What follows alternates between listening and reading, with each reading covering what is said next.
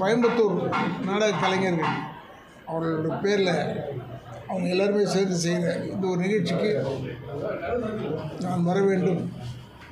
ஏன்னா இதில் நிறைய பேர் போட்டிருந்தாங்க. பட் இருந்தாலும் அவங்களும் வரல. இருந்தாலும் நான் சொல்லிட்டு இது வரேன்னு. அதுலேயும் நாடக நிகழ்ச்சின்னா நம்ம வராமல் இருந்தோம்னா தவறாகிடும். நிறைய வேலை இருக்குது மெட்ராஸில் சொன்னால் யாருக்கும் தெரிய போகுது இல்லை. இருந்தாலும் அதையெல்லாம் மீறி எனக்கு தெரியும் இந்த நாடக கலைஞர்கள் பிரமாதமாக இருக்குன்றது எனக்கு தெரியும். ஏன்னா எனக்கு முதல்ல ஈடுபாடோடு இருந்தேன். இப்போ கொஞ்சம் வெட்டு விலகிட்டேன். ஆனால் வரும்போது என்னை உபசரித்தவர்கள் வந்து நான் வர வேண்டும் சொன்னவர் அனிதா. என்னை வந்து உபசரித்தவர் வந்து இந்த கல்லூரியில் வருவார்.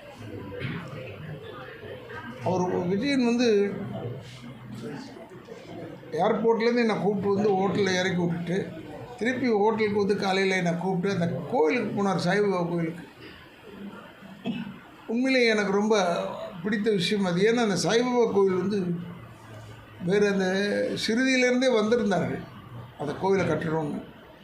இடத்தின் பிரச்சனை காரணமாக இவர்கிட்ட வந்து சொல்ல இவர் வந்து இல்லை அந்த செலவு மொத்தத்தையும் நான் எடுத்துக்கிறேன் விட்றான்னு சொல்லிட்டு இப்போ அங்கே பண்ணியிருக்காங்க அந்த கோயிலுன்னும் போது நான் மிகவும் பெருமைப்படுகிறேன். ஏன்னா வெறும் லாபங்கள் மட்டுமே சம்பாதிக்காமல், ஏன்னா நடத்துகிற காலேஜ் கஸ்தூரி காலேஜ் வந்து அது நிறைய டிபார்ட்மெண்ட்ஸ் இருக்குது, ஏரோநாட்டிக்கல் இருக்குது, எல்லாமே இருக்குது. பட் இருந்தாலும் இதையெல்லாம் மீறி அந்த ஆன்மீகம் சைட்லேயும் கொஞ்சம் ஹெல்ப் அவுட் பண்ணியிருக்காருன்னு போது அவர் விஜய் ஆகட்டும், அவங்க அப்பாவாகட்டும், அவங்க மனைவி ஆகட்டும், எல்லாரையுமே நான் மிகவும் எனக்கு ஏன்னா இந்த இடத்த காமிச்சதுனால எனக்கு இப்படி ஒரு விஷயம் இருக்குன்றது தெரியும். ஆனால் இந்த ப்ரெஸ் மீட்டுன்றது விடின் பிளான் இட் அவுட். திடீர்னு ப்ரெஸ் மீட்னு பக்குன்னு ஆகிடுச்சு எனக்கு. நான் உண்மையை சொல்கிறேன். ஏன்னா பதில் சொல்ல தெரியாமல் இல்லை. நம்ம இந்த ஃபங்க்ஷனை தவிர வேறு ஏதாவது கேட்டிங்கன்னா நான் பேச மாட்டேன். இந்த ஃபங்க்ஷனுக்குள்ளேயே கேளுங்க, பதில் சொல்லிக்கிட்டே இருக்கேன். நன்றி. சரி, இப்போ இந்த நாட்டுப்புற கலைஞர்களை எப்படி அழிஞ்சிட்டு வர செயலாக சார் எல்லாமே அப்படி தான் சார். எல்லாமே அப்படி தான். லேண்ட் இருக்குல்ல, முதல்ல எவ்வளோ பெருசாக இருந்தது, லெமூரியா கான்டினென்ட்ன்றது பெருசு, அது காணாம். இப்போ அது மூலமாக உள்ளே வந்துடுச்சு. இப்போ வந்து மாமல்லிபுரத்தில் கூட கொஞ்சம் கொஞ்சம் தண்ணி அரிச்சிக்கிட்டு இருக்குன்னு சொல்கிறாங்க. ஏன் அவ்வளோ தூரம்? இப்போ தனுஷ்கோடி இருந்தது, இப்போ அது மாதிரி ஒரு இடமே இருக்குன்னு இல்லைன்னு தெரிஞ்சு போச்சு.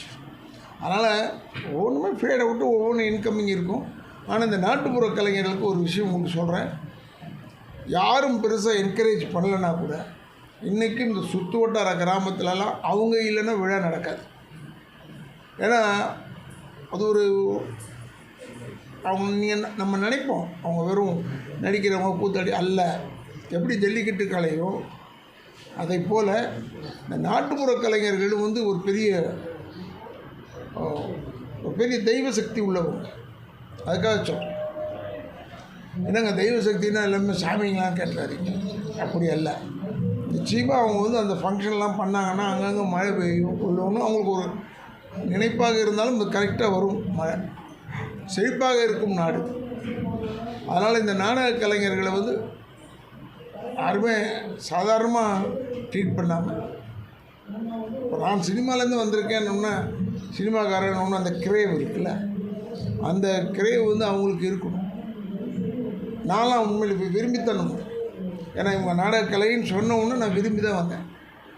ஏன்னா எனக்கு நான் வந்து ஒரு நாடகக்காரனுடைய மகன் தானே. அதனால் ஐ லைக் த பிளேஸ். அந்த இடத்தெல்லாம் அழிச்சிருக்காங்க பாருங்கள். இந்த கஸ்தூரி கல்லூரியை சேர்ந்த அன்பு சகோதரர் விஜய் அவர்கள் அந்த இடத்தெல்லாம் கொடுத்துருக்காரு. அவர் மொத்த செலவு எடுத்திருக்காருன்னா அதைத்தான் நான் பாராட்டுகிறேன். ஏன்னா இப்படி ஒரு நல்ல மனசு கொண்ட ஒரு மெட்ராஸில் இல்லையேன்னு ஒருத்தர். சென்னையில் இருந்தால் எங்களுக்கு இன்னும் சந்தோஷமாக இருந்திருக்கும். ரொம்ப ஒரு பிரமாதமான இந்த இதை வந்து நீங்கள் வந்து பத்திரிகைக்காரர்களா நீங்கள் இதை கொஞ்சம் பெருசு பண்ணணும். ஒரு நாடக கலைஞர்களை பெருசு பண்ணுங்க போதும். அந்த நம்ம சொல்கிறோம் அது ரொம்ப கஷ்டமான விஷயம். அவங்க மேக்கப் போடுறதுலேருந்து எல்லாமே வெரி டிஃபிகல்ட் என்று சொல்லி இந்த நிகழ்ச்சிக்கு இதற்குத்தான் வந்தேன். என்று உங்களுக்கு விளக்கமாக சொல்லுங்கள். ஆனால் இன்னைக்கு நாடக கலைஞர்கள் பல்வேறு சிரமங்களுக்கு இன்னல்களுக்கு ஆளாயிருக்காங்க. ஏதோ ஒன்று நாடக கலைஞர்கள் இன்னைக்கு பல்வேறு இன்னல்களுக்கு ஆளாயிருக்காங்க. அவங்களுடைய ஊதியத்துல இருந்து அவங்களுடைய வாழ்க்கை முறையில நான் என்ன சொல்கிறேன்னே, உடனே தப்பு எடுத்துக்கிறீங்க. எல்லாருமே அவங்கவுங்களுக்கு கஷ்டம் இருந்துக்கிட்டே இருக்குன்னு. அதில் நாடகக்காரங்க வந்து ரொம்ப சிரமப்படுறாங்கன்றது தெரியும். இருந்தாலும் அதையும் மீறி இப்போ 3000 ரூபா கொடுக்குறாங்க கவர்மெண்ட்டில். இப்போ வந்து 5000 ரூபா ஆக்கணும்னு சொன்னார் மேடையில்.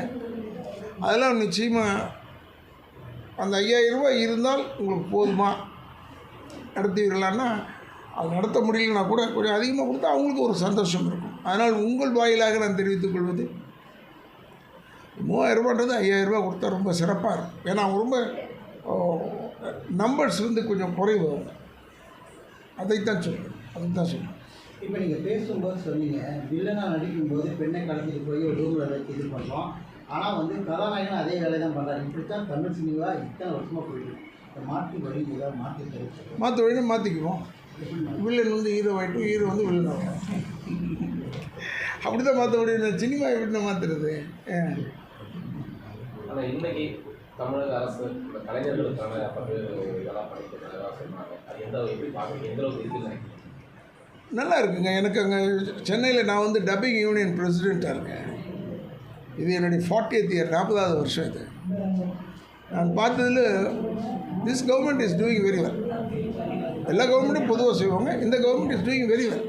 ஏன்னா நாடக பேஸ் உள்ளவங்க, இந்த கலையில் இருக்கிற இந்த அமைச்சரவையில் இருக்கிறவங்க, அதனால் நிச்சயமாக நல்லது பண்ணுங்க.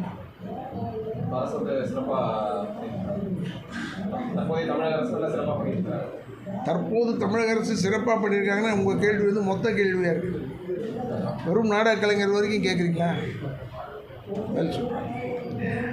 ஏன்னா நாடக கலைஞர்களுக்கு ரொம்ப பெரிய பேர் உதவியாக இருக்கிறார். அதெல்லாம் நம்ம இல்லைன்னு மறுக்க முடியாது. வேறு தமிழக வெற்றி கழகம் அதே ஒரு அரசியல். நன்றிங்க.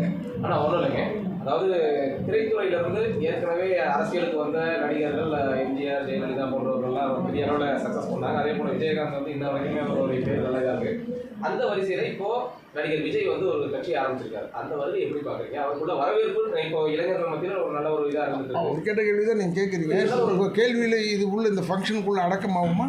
இல்லை, அதோட சேர்த்து சொல்லுங்கள். அவரை சேர்த்து சொல்லுங்கள். நீங்கள் ஒரு மூத்த நடிகர் அப்படின்ற ஒரு அடிப்படையில் அவருடைய இல்லை நான் உங்களுக்கு ப்ரெஸ் மீட் கொடுக்க வந்து இந்த நாடகக்கலை இவங்க நடத்துகிறாங்களா அதுக்காக தான் நினச்சேன். பட் ஏனே அதெல்லாம் நமக்கு தெரியாது. அவங்க வசதி இருக்குது பண்ணுறாங்க. நான் போய் எடுத்து பேசுகிறது இல்லை. ஐ கேனாட் கிவ் சஜஷன்ஸ் எல்லாருமே சொல்லலாம். ஏன் காலையில் சூரியன் உதிக்கிறது, சாயந்தரம் அஸ்தமிக்கிறது, இதை மாற்றி அமைச்சா நல்லா இருக்குமே, இதெல்லாம் யோசிக்கலாம். அந்த இடத்துல இருந்தால் தான் வலி தெரியும். That is all. Thank you. Okay, நன்றி சார்.